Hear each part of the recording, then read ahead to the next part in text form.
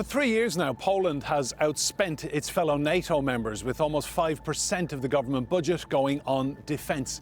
And Prime Minister Donald Tusk has big, ambitious plans to double the size of the military here to 500,000 people.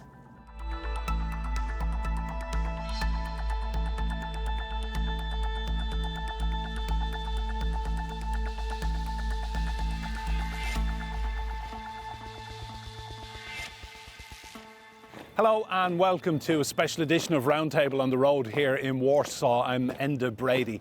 Poland has the third largest armed forces in NATO after the United States and Turkey.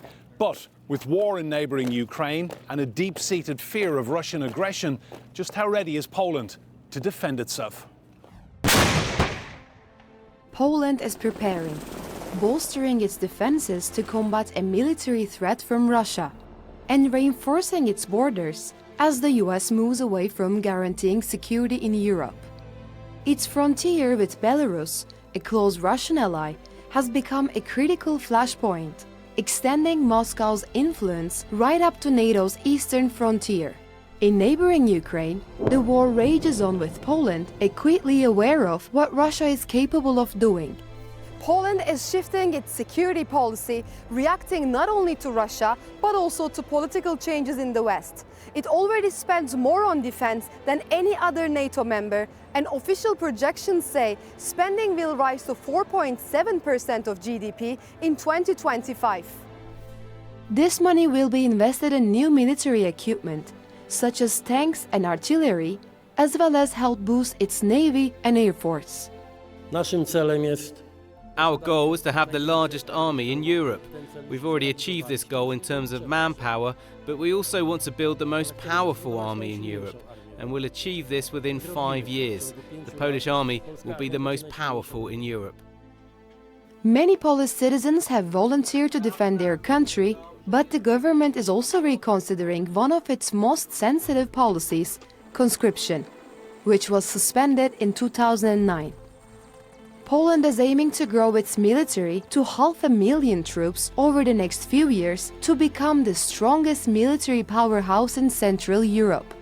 But just how ready is Poland to defend itself against Russia?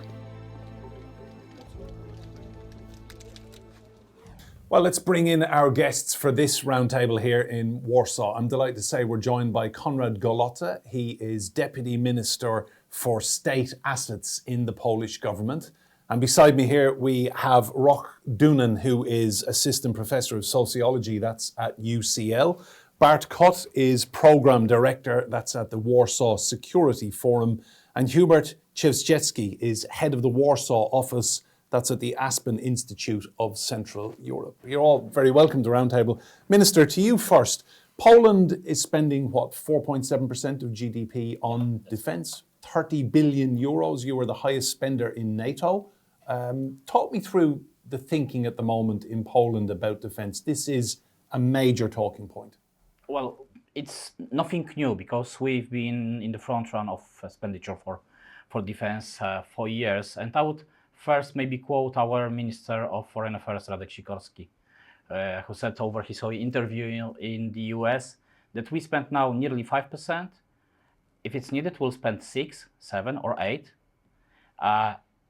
But we want to assure you that no foreign soldier will enter our soil without our permission. Allies armies can be here, but no Russian soldier will enter our territory. This is the general strategy. We've been repeating since many years that this, what Russia is doing, is nothing new. They operate in that way since ages. If you just will go through the history, there's always the same modus operandi. And knowing the fact that Russians don't respect words, they respect facts, which I'm referring now to the current ongoing peace negotiations. Our strategy is not alone, but together with our partners, to be so well prepared, to be so strong that we will prevent Russians for taking the risk of attacking us. Of course, I'm speaking now about direct attack. There are also proxy wars. There is also hybrid war, and we are the part of it already from the Russian Federation, because we receive incredible amount of cyber attacks. We are also, the Belarusians are using migrants for kind of a hybrid conflict, but this is a very clear aim of the Polish government. So we will spend nearly 5% each and every year. We will build the most modern, or the second most modern army in Europe, equipped very well, but it's not only for our own safety, it's for the safety of the whole region. We also feel our responsibility for the region, for our neighboring countries, which don't always have such possibilities as we do. And we encourage all the partners from NATO to do so. And in that light, we also admire the efforts made by years by the Turkish governments. Turkish army is very big and strong and very modern, but it's been the consequence of this what we are doing. So the very consequent policies over years and years, and consequent building up the army. We are at this point in Poland, we want to stabilize also the region and give the new impact both to NATO and the European Union. Thanks, Minister. Roch, to you, I read a quote recently attributed to a Roman general, and he said, thousands of years ago, he said, if you want peace, prepare for war. Is that the Polish kind of thinking at the moment? You're peace-loving people, but your history teaches you to be very wary. Si vis pacem para bellum, it is the quote. But yes, I suppose this is what the government is engaging in, but this is also what society is preparing for. And we had an example of this back 3 years ago when Russia launched its full-scale invasion of Ukraine in 2022. And we realized then that there's more to defense than just traditional security, armaments, military personnel, but there's also such a thing as resilience in society. And we definitely saw that in the very early hours, days, and weeks of the Ukrainian migrant emergency, and I specifically say emergency rather than crisis because it was the resolve of the Polish society that prevented a crisis from occurring.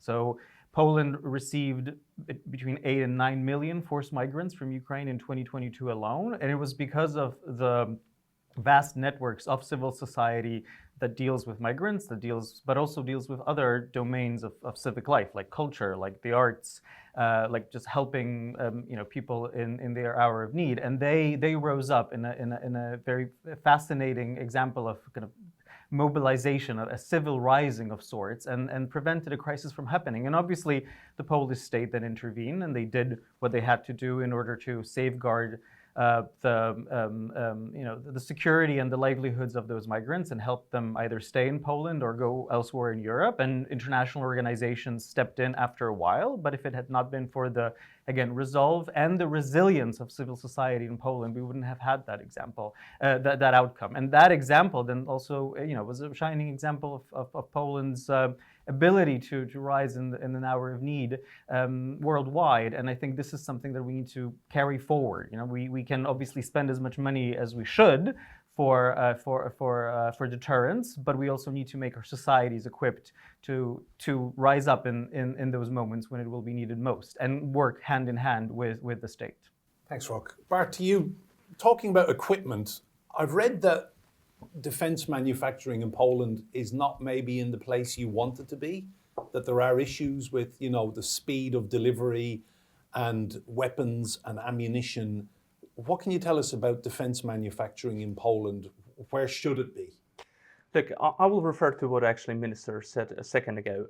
We are indeed building the most effective and probably the most potent land forces in Europe at this moment. This is not only because we want our armed forces to be effective, but this is also because we need our armed forces to be a deterrent against the potential Russian invasion. And this is actually what is that much embedded in this old Latin proverb, that if you don't want war, you have to prepare for it. This is what we are doing, but this is not only about the armed forces. It is also about the equipment, as you rightfully mentioned. This is also about our mindset when it comes to the preparedness to the potential fight on our borders. The issue with what we procure is very much tied also to the nature of the market these days. As you're aware, a lot of countries are seeking for equipment with full variety of what we actually already shared with Ukraine in order to support Ukraine in its efforts against the Russian imperial invasion. We found ourselves in a position where we had to procure off the shelf. We had to find things that are already produced, that we were capable of reaching in the markets. That's why we also bought a lot of things in South Korea, for example, because they were already manufactured, they were already available at the market. What we are doing at this point, we are thinking strategically when it comes to to our armed forces. And indeed, Poland is not only spending a lot of money on issues such as tanks or such as like the missiles systems, but we are advancing very much also in navy capabilities, in air defense. This is actually the full spectrum of things that we have to cover. In this reality, you have to be aware that with the money we have to spend, there are things that might be lagging behind.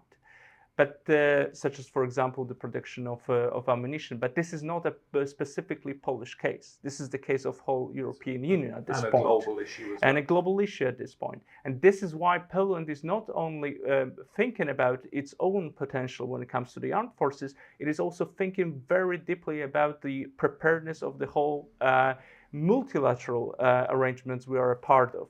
That is why, politically speaking, we are engaging in the activities with countries such as US, such as United Kingdom, but also internally in the European Union, trying to become a leader not only when it comes to our land forces, but also when it comes to support that we are giving to the production capabilities of the whole European Union. And this is actually what Turkey should also focus on right now, because Poland is not only a proper market, in my opinion, when it comes to the all the systems that we have to acquire, but it's also a very good ally and a co-producer in terms of the advancements we want to make when it comes to the systems, not only that we procure, but also that we would like to manufacture. Thanks, Bart. Hubert, to you, talk to me about investing in your people as well, because a lot of talk about mandatory military training for young men of military age. Is conscription an issue in Poland? It should be more, I think, than it is as of now. I'm 35 this year, and if I'm correct, my school year was the last year when we've had a compulsory medical examination before potential military training, right? So that was dropped in the early 2010s. I understand we are still, even though the government has presented real serious plans for that, we're still waiting for a full launch of some sort of systematic military training on a more massive scale. And I think especially if we look at how Ukrainian society taught itself to operate on a daily basis with a serious existential war in the country, bearing in mind the fact that there are still lots of young Ukrainians, lots of young Ukrainian men that did not conscript into the army, and they still managed to organize a proper civic life during the wartime. We're still waiting for full-scale projects of conscription to start properly. Thanks, Hubert. Minister, back to you. Talk to me about the relationship you're seeing between the Trump administration and Vladimir Putin's Russia. How does that trouble Poland, given that you are such strong friends and allies for so long with the United States? What are you seeing between Trump and Putin, and what do you think of it? I will come back to your question, but if you allow me, I will refer to the previous question, because in the government I oversee the state-owned defense industry.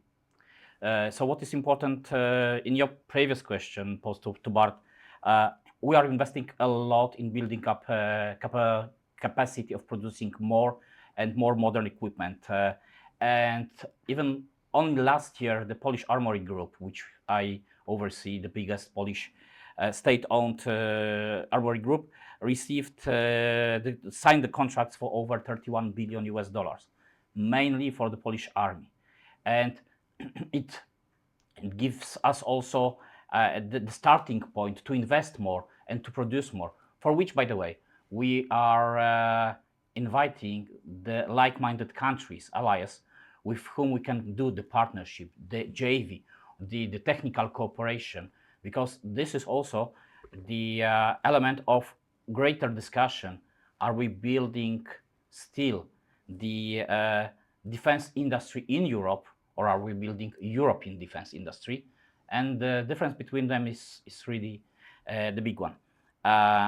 If you, coming back to your question, well, our relations are not with the president, not even with the administration. Those are state-to-state, long-lasting relations, and through the history.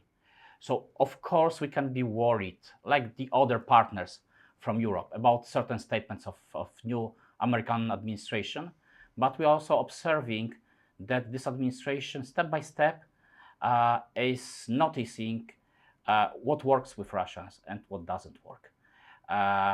They start to feel when they are cheated by the Russian government, and they can clearly see that for now, Putin doesn't seem to approach even a step to peace or ceasefire, because he's playing with all the possible partners.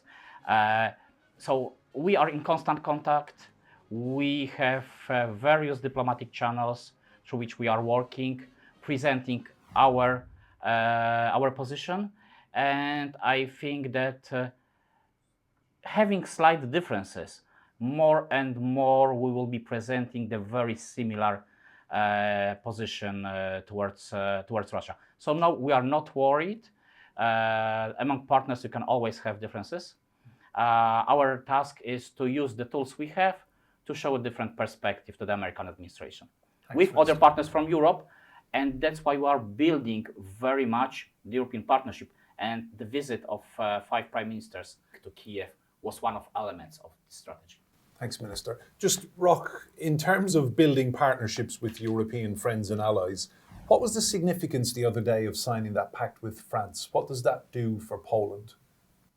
Certainly, it was symbolic because it happened on Europe Day, May 9th, but also in Russia it is celebrated as the end of the Great Patriotic War, which kind of is a proxy for saying Second World War, and obviously it commemorates the heroic effort of the Soviet people against Nazi Germany, but that also includes not just Russians, but Ukrainians and Belarusians in particular, who historically had the largest casualties in that war. So I think for the Polish domestic audience, for the European audience, for the French audience, it was done to counterbalance the symbolism of what was happening in Moscow, and the unfortunate fact that there were some European leaders there, such as the leaders of Slovakia and Serbia, at the military parade in Moscow. So certainly it is an elevation of Poland's strategic importance for the French Republic. Similar pacts treaties have been signed only with France's geographical neighbors, obviously the Federal Republic of Germany, Italy, Spain, but also the United Kingdom. So Poland is the first country which is a neighbor of France, and it most certainly elevates that relationship, but also is very much tied into the larger European construction, right? So it is for France, obviously, elevating the significance of its role within as the broker of security within the European Union, and building what President Macron called strategic autonomy of Europe. And as the minister said, also with European capabilities, because in that treaty, the largest focus is on the military industry, but also the nuclear power capabilities and technologies of France, and how to transfer them to Poland for both mostly civilian, but other opportunities as well. Hubert, to you, just in summary, for anyone watching around the world looking at what Poland is doing and the preparations Poland as a people and as a government are making, Poland's ready for anything. We are, we should be. If I may add just one more comment to the issue of the Polish-French treaty you talked about with Roch. I think, from a purely pragmatic political perspective of contemporary issues, it's a very good thing, it's a very important thing. However, if we think about how international security has been working for the last 20, 30 years, and that the whole system was based on multilateral alliances, the very fact that now we are approaching other countries, we're trying to establish bilateral contracts between Poland and France, Poland, Germany, whichever other combination, I think from our perspective should be somehow, from a broader perspective, should be somehow a matter of concern. Thank you. Right? Thank you. Minister, I just want, in conclusion, just to focus really on the government thinking at the moment in Poland. So you started off by saying not one foreign soldier will ever set foot without being invited to in Poland. Anyone who's not an ally.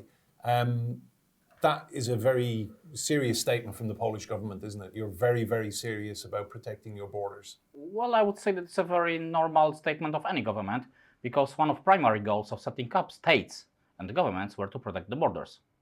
So I'm not saying anything unusual. I would say that we are rather saying something which is obvious, but maybe we forgot to repeat it. And this is also the part of our deterrence strategy, because we don't want because maybe our discussion went in a bit wrong direction. We don't want any conflict. We are not preparing even for, in that sense, for a conflict. We are just preparing our country for peace and prosperity. And by it, also the European Union for peace and prosperity, and NATO for peace and prosperity. All our efforts are going in that direction. We just repeating to potential enemies that you shouldn't even think about it, because the area of wars should be over. And we will not allow anyone to start with us hybrid war, proxy war, or conventional war. What is important in that process is that we have a general agreement among the political parties and in the society that we make all those efforts to be secure, to be stronger. It also helps our economy. It also builds up the academic ecosystem. It strengthens our alliances. And I would say that this is just a very normal strategy. Of course, being read as an answer to this, what Russia is doing, we always repeat, we are doing nothing new, because Russia has been operating like that since ages. Not everyone in Europe knows it, but we know it, and we repeat it to the others. Listen to us, follow us. It's a good common strategy to have peace in Europe. That's it. And Minister, are you proud of the leadership role we're seeing from your Prime Minister, Donald Tusk? Making friends, reaching out, building alliances? Absolutely, he's doing the tremendous job. The whole government is making a lot of efforts to rebuild alliances, to have more like-minded countries together on one boat, sharing the same values and the same strategy. And this is one of our key goals, because alliances are the key element here. We are stronger when we are united. We are stronger than any country which potentially would like to be a threat to us as European Union or NATO. But it works only if we cooperate on a daily basis, if we share the same strategy. And this is what our Prime Minister is doing. And I think he's very good at it. And I'm very happy that it works. By the way, I have to correct myself. It wasn't 5 prime ministers. I don't really want to call President Macron prime minister. It was 4 prime ministers and the president. You're forgiven. Can I just ask as well, Minister, while we have you here, that percentage, you said you would be happy if you need to spend 6%, 7%, 8% of GDP. You would if needed. Can I ask, what do you think of European countries then who are barely touching 2%? Be honest. Well, they should raise it, they should double it at least. But it makes sense if we connect this with what I mentioned before, the European defense strategy, to building up the European defense industry, not defense industry in Europe. Because in the end of the day, we have to have the common strategy of expenditure. We have to build up the infrastructure. We have to modernize our armed forces. We have to discuss what are the special roles of various armies and countries, and then building this up, we will be having the continent which is safe, which is secure, which can invest in an economy, in welfare, because we protect our border in a fair way and effective way. Minister Golota, thank you so much for joining us on Roundtable. Roch, Bart and Hubert as well. Thank you all. The clock has beaten us here in Warsaw. But you can see more debate and discussion if you go on YouTube and search for TRT World Roundtable. And if you like what you see there, please do hit like and subscribe. But that's it from us here in Warsaw. From me, Enda Brady, and all of the team. We'll see you again very soon.